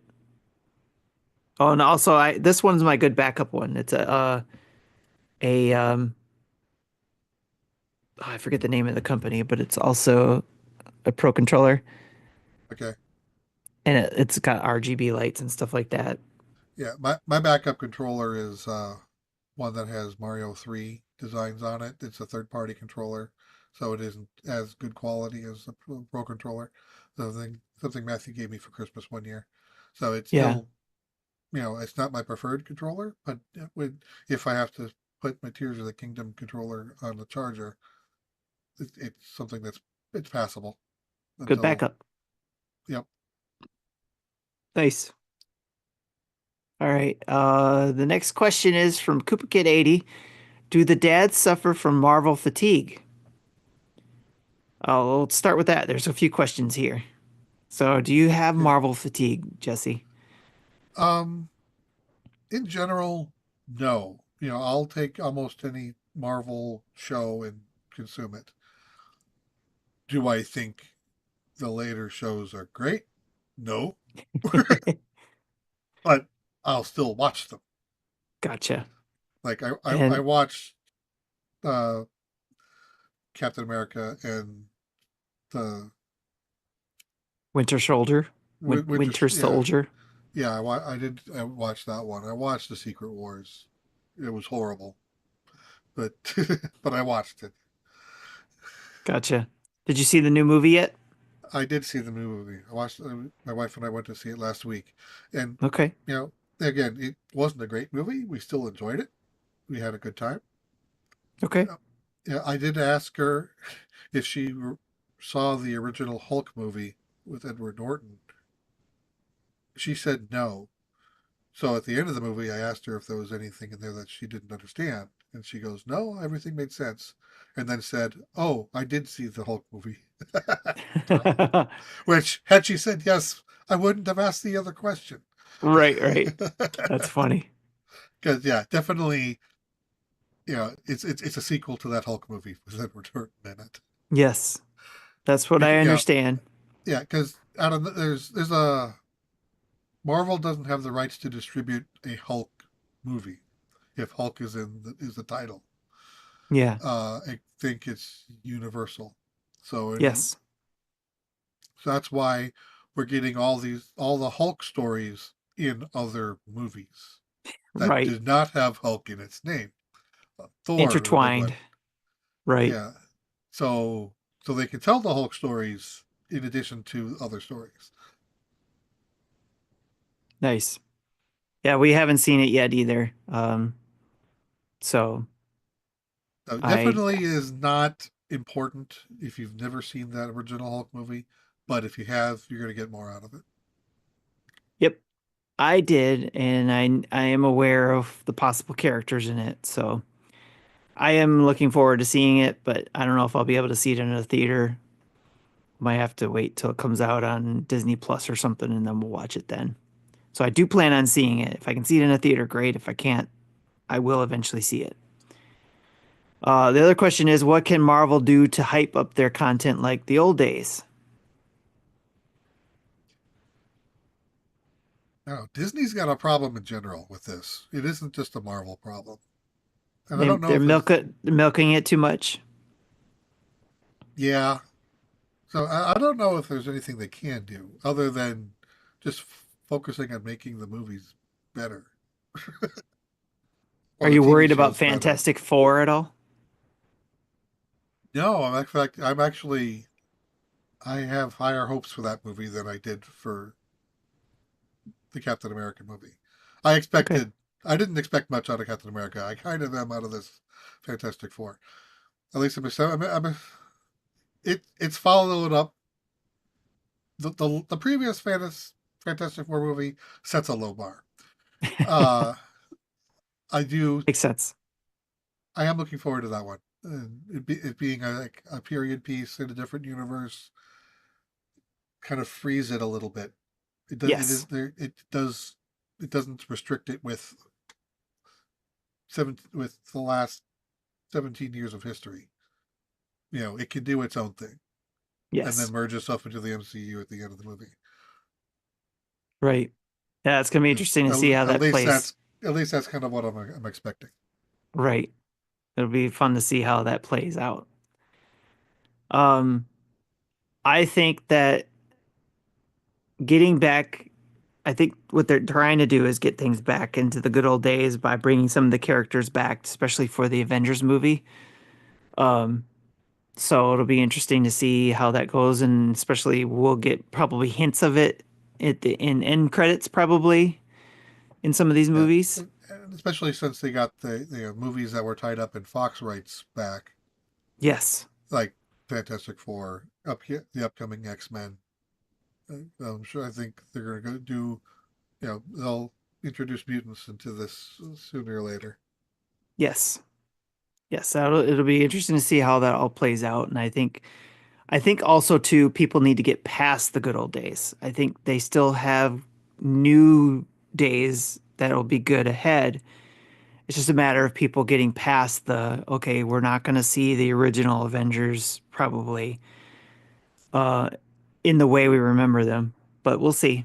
Yeah, because like if you look back, Iron Man 2 and 3, I don't think were as good as the first one, and ultimately the Avengers, those two Avengers movies were glorious, Hmm.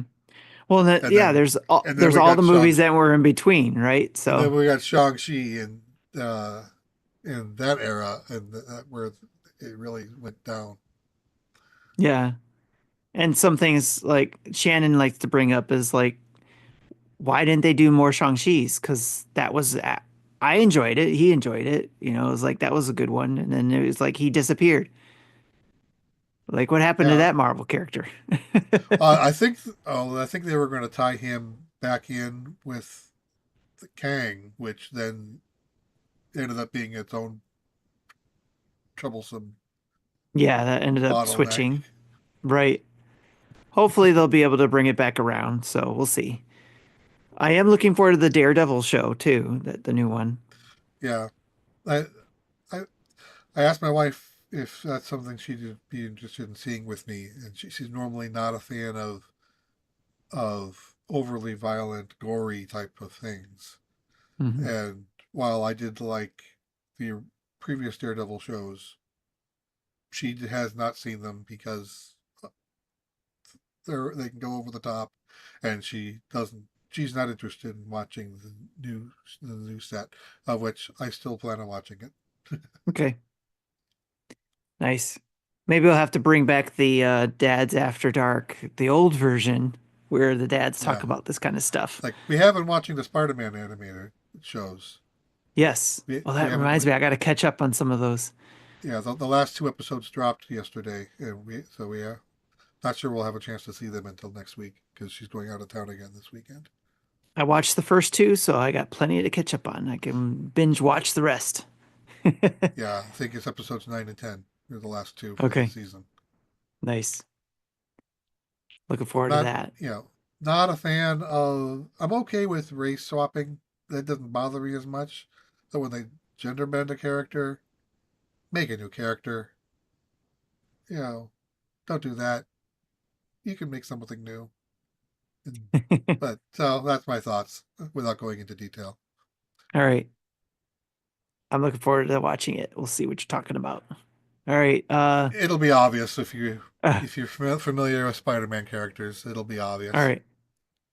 Fair enough. Video games as good as the latest Spider-Man games, maybe? Do you think they'll do any more as good as Spider-Man? We got the Wolverine one coming out. I normally I'm not a fan of that type of game. I did play most of the original Spider-Man. I got hung up on that double boss fight near the end and couldn't beat it. Never played the second one. Never. I tried Miles Morales and couldn't even beat the tutorial. So I said, screw this. Oh man. Yeah, I think Wolverine. I'm sure it'll be a great game, but you know, I think that one's going to be the violence will be over the top and not to my liking. Okay. All You know, right. one thing watching it in the movie where it's you watch something once and done versus something you're going to see over and over and And over over and over again and over again. Yeah, that you're in control of. It sits a little differently. it does. All right. Good questions, Koopa Kid. You should come join us on the dinner table sometime where we tend to talk a lot of Marvel stuff. So that would be a good question to ask that group too. All right, next question is from Darth Platypus. If you were to pick three Zelda games to make a Zelda All-Star collection, which games would you pick? This is hard because I'd want to say Zelda 2. And you kind of can't say Zelda 2 without also saying Zelda 1, but I don't think Zelda 1 is would be really good enough to be in that list. But Well, in that case, didn't we get the collection already with the Game and Watch? kind of, well, we got it with the GameCube with the pre-order bonus from Oh, yes, Easter. yes, yes. It kind of got that there. Yep. But I was thinking like Zelda 2, Ocarina, and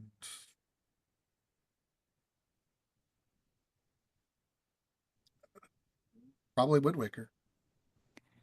So this doesn't say it, but I'm assuming that it would follow the same pattern as Mario All-Stars, where it got the uh, upgrade, right? Where it went from 8-bit Mario to 16-bit Mario, right? Um, like,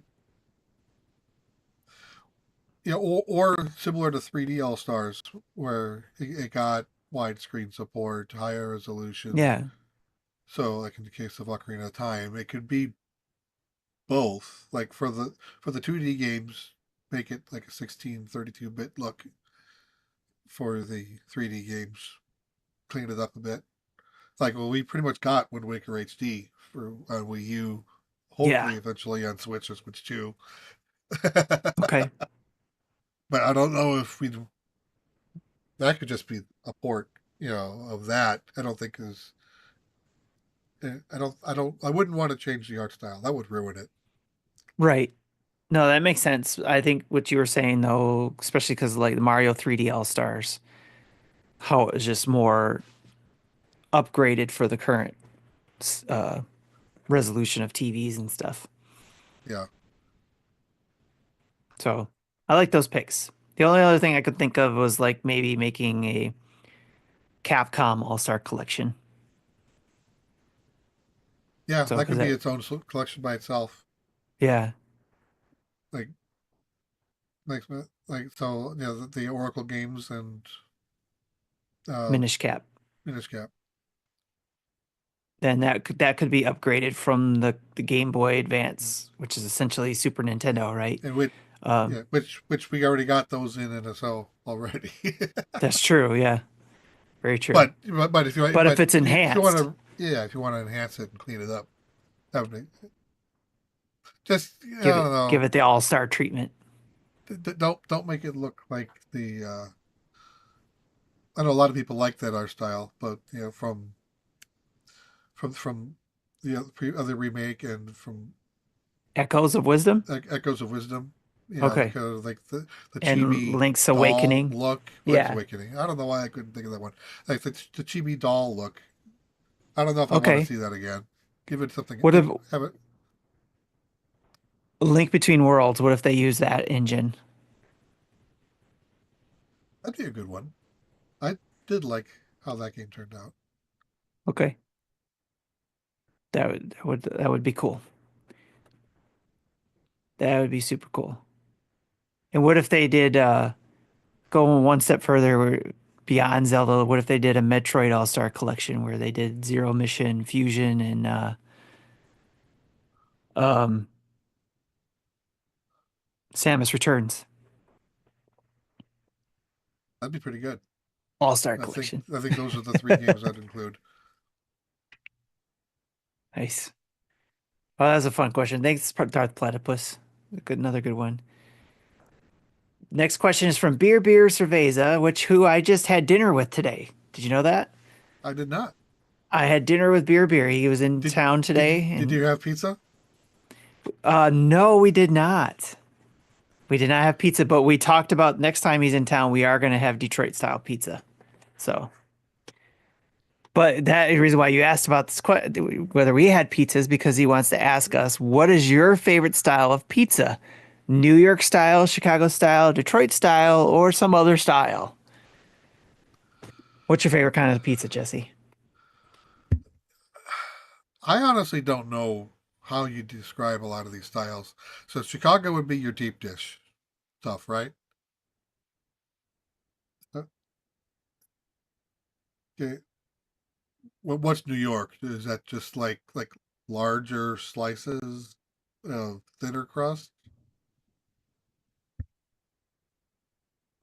Yep, it is more thinner slices, larger to where you fold it up and eat it. Okay. And then Detroit. Detroit is a more bread with the toppings on top of the bread, thicker crust all around, and then you don't have like the crust that you would on a normal pizza because it's a pan pizza essentially. Okay. It's a square pan pizza that's got a thick crust and all the toppings are on top. It's nice, got a nice crispy edge on it with the cheeses. Yeah, I don't think I've ever had that type of pizza before. So I think if I were to pick one, I'd probably pick New York style. Which Yeah, we I've had. had I've had deep dish pizza before, and it's good, but it it can be, you almost have to fork and knife it. If Yeah, the it's Chicago style is more of a pie. Yeah, So, and and it gets you kind of all can't inside the eat. pizza. Yeah, you can't eat that really with your hands well. So like the big slice you can just fold in half and then eat it like Yeah, a sandwich almost. I think that would be my preferred. nice. What about you? Um, I for a long time I loved Chicago style pizza because there was a place here in Detroit, funny of all places, that did a really good Chicago style pizza. At a place called Rogers Roost. on the east side of Detroit, and I really like their Chicago style pizza. I also like the typical Chicago style pizza when we go to Chicago from one of the famous places there. I can't think of the name of it right now. Um, Yeah. Starts with a G. I think we used to have a place called Old Chicago Pizza or something like Oh that. yeah, And yeah. There is a I don't chain that does that, I it's a think. chain. It is a chain. I remember them in Minnesota when I lived there, and I don't think it's around here anymore. My son used to go there with his friends a lot. Now, now their meeting place is Buffalo Wild Wings. I like Buffalo Wild Wings too, so that's a good one. But yeah, I'm a homer. I'm gonna have to go with Detroit style pizza because of just, it is when it's made right and has all of my favorite toppings on it, and you have it right, not right out of the oven to where you burn your mouth, but it's nice and crispy and warm. It is so good, so good. I'll have to try So it yeah, sometime. I don't think I've ever had that type of pizza before. yep. It's That's why I told Beer Beer next time he's in town and we're gonna do dinner, we're gonna have to go to a Detroit style pizza place. So, which is I have to take him to Buddy's Pizza, which is, the one of the OG places for Detroit style pizza. All right. So before I get to the Patreon question, we did get a question from Gaming Dad in the chat, and he asks who you got this year, Shinobi or Ninja Gaiden. So Jesse, are you familiar with the two new games that are coming out this year for Shinobi and Eh, Ninja Gaiden? I am, and none of them are on my radar. So Yeah, neither one's on your radar. Neither one's on your you're picking up. yeah. I might look at Ninja Gaiden. It looks like kind of like what the NES games were, just with because I think it's got the pixel art, if I remember right. But if I were to Yeah, I pick did. one, I would probably, again, I'm probably not going to play either. But if I were to pick one, I'd probably look at Ninja Gaiden. Okay, very cool. I, I. Why not both? I can't pick one. That's fair. They both look awesome.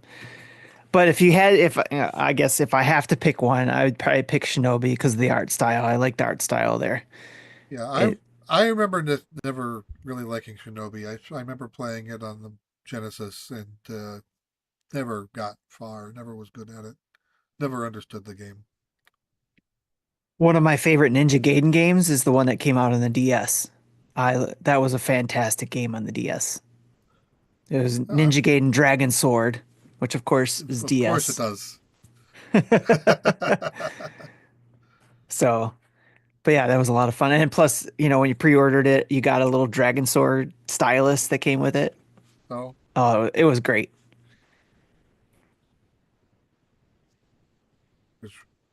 I still have my Oh, you feather have the from uh Phantom Hourglass? Phantom Hourglass, Okay, the little yeah. feather quill shaped stylus. I had that one, and I had the DS Lite Yeah, Zelda. still in its box. Otherwise, Nice. I would have lost that stylus.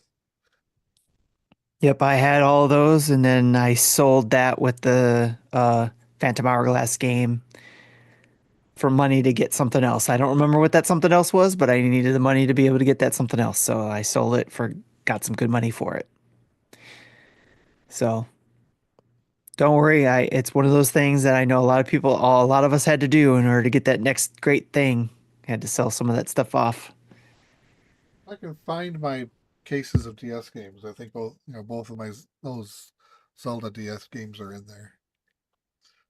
I have mine on the shelf right over there in the boxes. All right, so It's great questions. probably in the same place as my Elgato microphone is. Probably. So a lot of great questions all around. We got one more question, one from the Patreon. It's from David Koopa Kid 80. Do you think Nintendo would ever release a streaming video app? Old Kirby cartoons, Mega Man, old commercials, advertisements for old games and systems, a place for content creators to post gameplay streams for Nintendo games, or any other type of app? What do you think? Do you think Nintendo would They ever release a streaming they video app? they dabbled with that early in the 3DS era. Like I remember that was my introduction to the Bravest Heroes cartoon, which I think are now available on YouTube, maybe Crunchyroll. Uh, Did you say DS or 3DS? 3DS Okay. All right. because it featured Because of 3D 3D. videos. Yep. Yeah. The Like dinosaur office. yeah, and like they released the Pikmin animated shorts on there.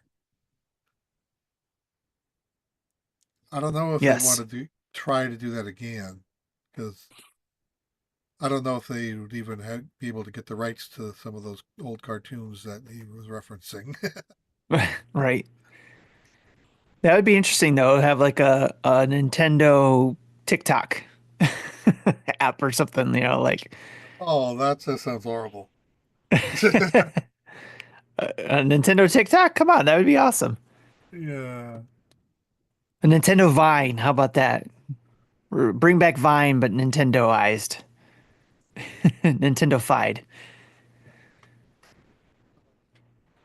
I don't know if that's worse or not. Just little quick hit videos, that people can come up with. But I think that would be interesting. But it would be, it probably would be just as limited as the music app is. I like the music app. I like that it's growing. But like I was mentioning earlier, I think it would be cool if they brought in other things, or even like Jesse suggested, if they could bring third-party music in, that would be cool. So it needs to grow to something more just beyond something they got locked down. So very cool. Lots of And great and I, questions. and I don't know if they would be reluctant to do anything where people can supply create content for it. Uh, I think the closest thing they did was swap note, and Oh yeah, yeah. and they got taken down for reasons. uh because because we can't have nice things. we can't have nice things, exactly. Um I guess it would, unless they curated the people they would allow to do that, I guess, right? Yeah, they would have to do it at that level, not just curate the content, but curate the creators. Right. Yeah, like they'll take on Roger's base and Right. Kit and Krista probably, but some people they Yep. wouldn't want to touch.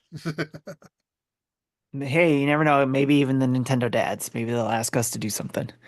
So, Oh, and all the other dad creators too. There's a bunch of other dad creators too out there that we got to meet. So they could ask any one of the dads to do stuff.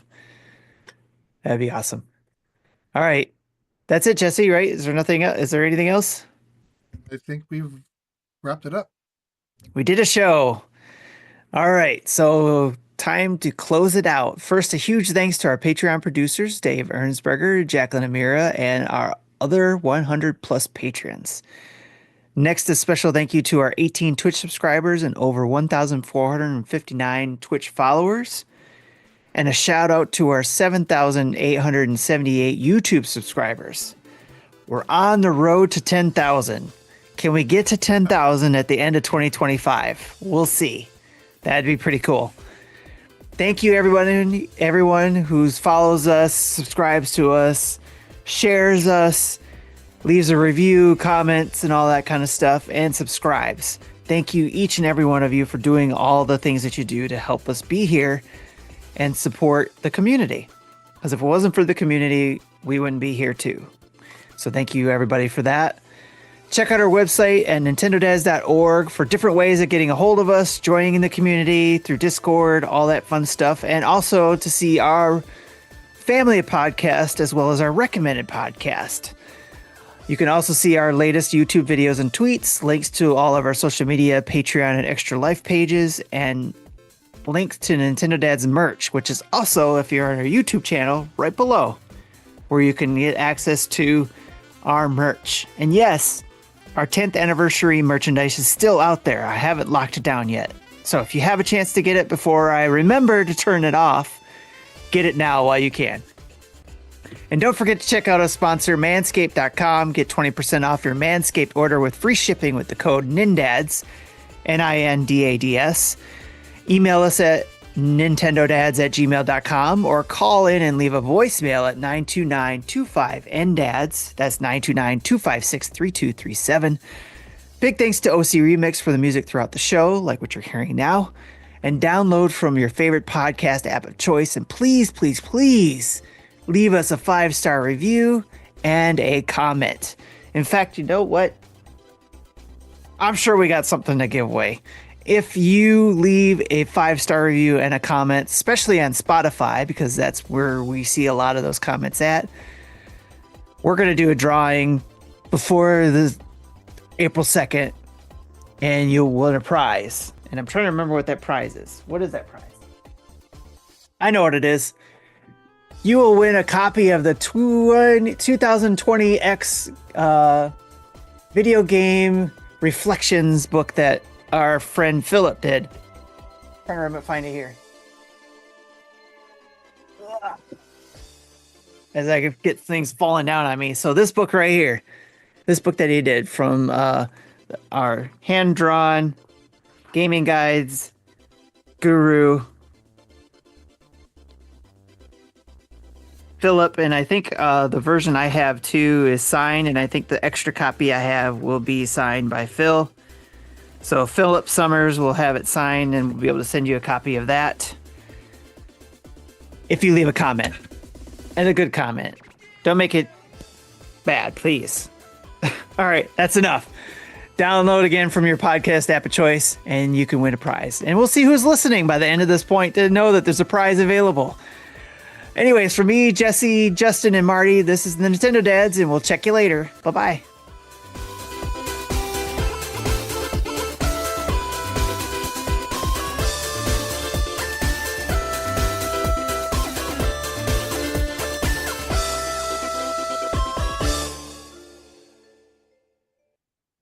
Thank you for listening to Nintendo Dads.